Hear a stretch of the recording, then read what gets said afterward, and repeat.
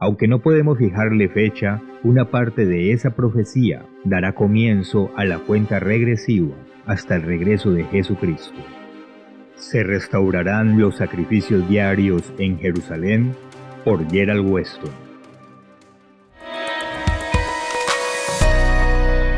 Hemos visto profecías fáciles de comprender acerca de los judíos y Jerusalén, que se pronunciaron hace 2000 y aún 3700 años, y se están cumpliendo ahora mismo para el que tenga ojos para ver. Aunque no podemos saber el momento exacto del cumplimiento de la mayor parte de las profecías bíblicas, pero permítame explicar una profecía que falta por cumplirse en el momento en que escribo este artículo. Es la que podría comenzar en cualquier momento, y no pensemos que sea muy lejana. Aunque no podemos fijarle fecha, una parte de esa profecía dará comienzo a la cuenta regresiva hasta el regreso de Jesucristo. La leemos en Daniel 12. Daniel quiso saber cuándo vendría el fin, y se le dijo que las visiones estaban selladas hasta el tiempo del fin. Daniel 12. Este será tiempo de angustia, cual nunca fue desde que hubo gente hasta entonces. Versículo 1. Será una época de cautiverios masivos y con un notorio aumento del conocimiento. Versículo 4. Es claro que el contexto es el tiempo de la intervención divina al final de la era. Versículos 1 al 4. Aunque el profeta quería saber cuándo ocurrirían todas estas cosas, Dios le dijo que las profecías consignadas estarían selladas hasta el tiempo del fin. Reveló, sin embargo, una señal a la cual habría que estar atentos y que daría comienzo a una cuenta regresiva hasta el fin. Comillas, desde el tiempo que se ha quitado el continuo sacrificio y se ha puesta la abominación desoladora, habrá 1290 días. Cierro comillas, Daniel 12:11.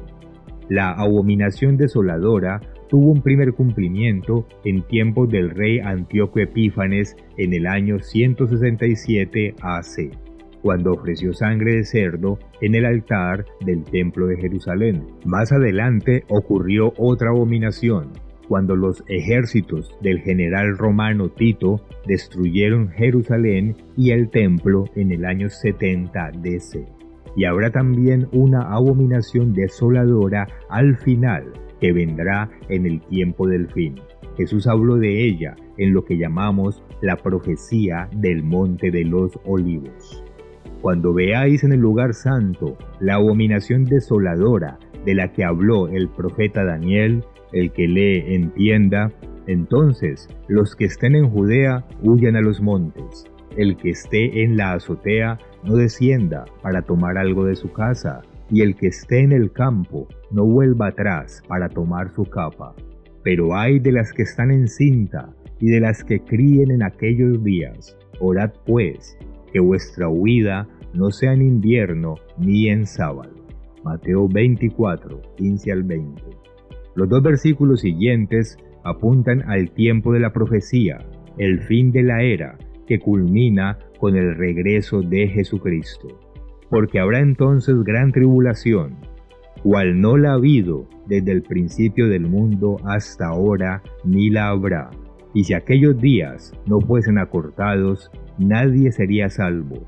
Mas por causa de los escogidos, aquellos días serán acortados. Versículos 21 y 22.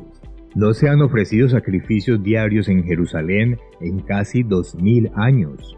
La implicación clara es que primero tienen que comenzar esos sacrificios. Estemos atentos a que los judíos reanuden los sacrificios diarios. Podemos saber que cuando eso ocurra, lo demás no tardará. La suspensión de los sacrificios dará comienzo a una cuenta regresiva que terminará con el regreso de Jesucristo. Daniel 12:11. Cristianismo falso. Veamos otra profecía que se está cumpliendo ahora mismo. Una que salta a la vista si se tienen ojos para ver. Juan fue el último que murió de los apóstoles originales de Jesucristo. Era un problema tan grande para las autoridades que, incluso estando en edad muy avanzada, lo deportaron a la isla de Patmos, una colonia penal en el sur del mar Egeo. Allí, Dios le envió visiones que exponían una cronología de los sucesos del tiempo del fin. Esa cronología se reveló en un rollo que tenía 7 sellos, los cuales solamente podía abrir Jesucristo, el Cordero de Dios. Apocalipsis 5, 3 al 9. Cuando el Cordero abre los primeros 4 sellos, encontramos a los famosos 4 jinetes del Apocalipsis.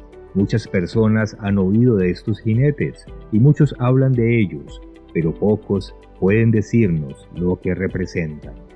A medida que se abren los sellos, vemos en primer lugar un caballo blanco y montado un jinete con un arco, que salió venciendo y para vencer. Apocalipsis 6, 1 al 2. Enseguida vemos un jinete sobre un caballo bermejo, rojizo, armado de una gran espada y dispuesto a quitar de la tierra la paz. Versículos 3 al 4. Cuando se abre el tercer sello, vemos a un hombre que cabalga sobre un caballo negro y tenía una balanza en la mano, con la que pesaba el trigo y la cebada. Versículos 5 y 6. El cuarto jinete, montado en un caballo amarillo, tenía por nombre Muerte, y el Hades le seguía. Versículos 7 al 8. El jinete del caballo bermejo simboliza la guerra, el del caballo negro simboliza el hambre, y el jinete del caballo amarillo simboliza las plagas. Pero, ¿qué simboliza el jinete del caballo blanco? Los comentarios bíblicos suelen identificar a este primer caballo y a su jinete como Jesucristo o sus seguidores difundiendo el Evangelio. Cometen el error porque en Apocalipsis 19 figura un caballo blanco que lleva montado al Rey de Reyes y Señor de Señores, en una referencia clara a Jesucristo, versículos 11 y 16. Pero una lectura atenta revela diferencias importantes entre los 2 jinetes. Uno lleva un arco y el otro una espada. Es importante, pero ¿qué significa? Como vimos en el capítulo 5, Jesucristo es el único que puede abrir los sellos, y cuando buscamos las palabras que habló en otras partes de la Biblia, encontramos la respuesta.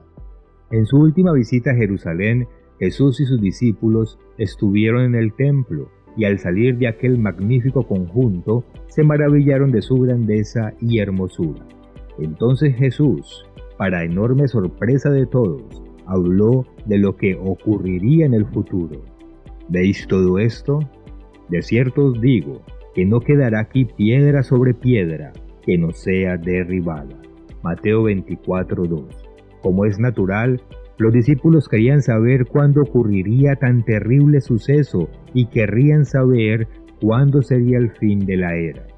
Y estando él sentado en el monte de los olivos, los discípulos se le acercaron aparte diciendo: Dinos, ¿cuándo serán estas cosas? ¿Y qué señal habrá de tu venida y del fin del siglo?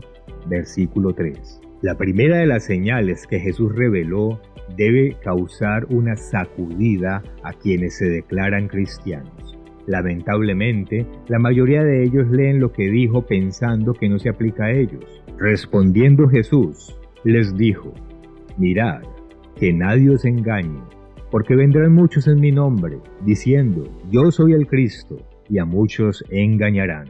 Versículos 4 al 5.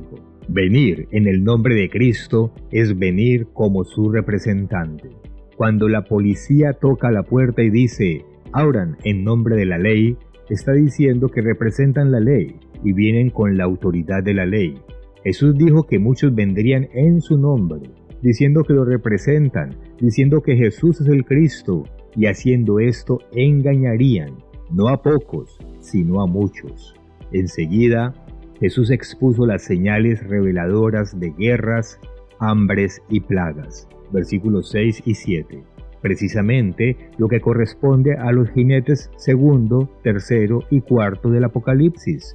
Si dejamos que Jesús abra los sellos, vemos claramente que el primer jinete no lo representa a él, sino a un cristianismo falso y engañoso.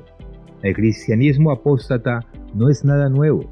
Tampoco lo son las guerras, el hambre, las plagas, ni los terremotos, y de allí la advertencia de Jesús a sus discípulos.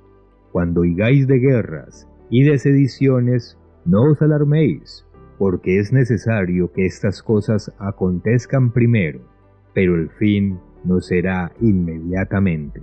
Lucas 21:9.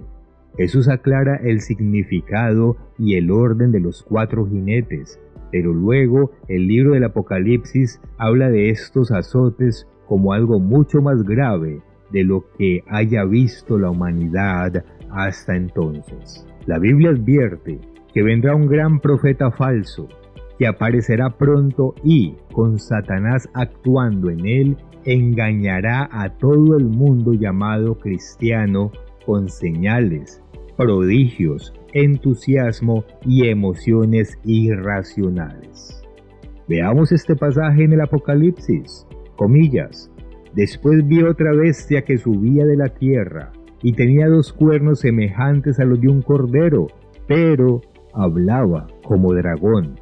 También hace grandes señales, de tal manera que aún hace descender fuego del cielo a la tierra delante de los hombres. Capítulo 13 del Apocalipsis, versículos 11 y 13. Hemos visto en la profecía bíblica que no habrá paz en el Oriente Medio hasta que intervenga Jesucristo. Vemos profecías dadas hace 2500 y 3700 años que están cobrando vida en este mismo momento. Los judíos tienen un estado judío y poseen Jerusalén. Están rodeados de un mundo hostil y detentan un poder militar como de león, con la mano en la cerviz de sus enemigos. Estas profecías, dadas hace mucho tiempo, están cumpliéndose ahora mismo y las puede comprender quien tenga ojos para ver. La misma fuente de esas profecías, la Biblia, nos dice que se reanudarán en Jerusalén los sacrificios hasta que una potencia extranjera los suspenda. Y el propio Jesús nos da más de una advertencia acerca de un cristianismo falso y engañoso. Estas son profecías con las que podemos contar. Los presidentes van y vienen, pero la palabra del Dios Todopoderoso permanecerá para siempre.